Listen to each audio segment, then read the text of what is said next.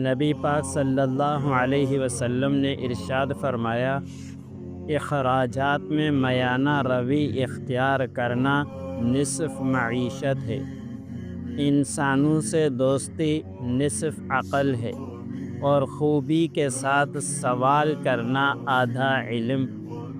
حضرت عبداللہ بن مسعود رضی اللہ تعالی عنہ کہتے ہیں کہ ایک آدمی نے نبی اکرم صلی اللہ علیہ وسلم کی خدمت میں حاضر ہو کر عرض کیا، یا رسول اللہ صلی اللہ علیہ وسلم، آدمی کے بارے میں کیا فرماتے ہیں جو کسی قوم، علماء اور بزرگان دین سے محبت تو رکھتا ہو لیکن ان تک پہنچ نہ سکتا ہو؟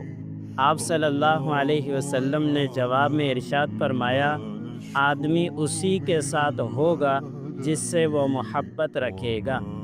حضرت انس بن مالک رضی اللہ تعالی عنہ سے روایت ہے کہ نبی کریم صلی اللہ علیہ وسلم نے ارشاد فرمایا، تین باتیں ایسی ہیں جس میں بھی پائی جائیں اس نے ایمان کا مزہ حاصل کر لیا۔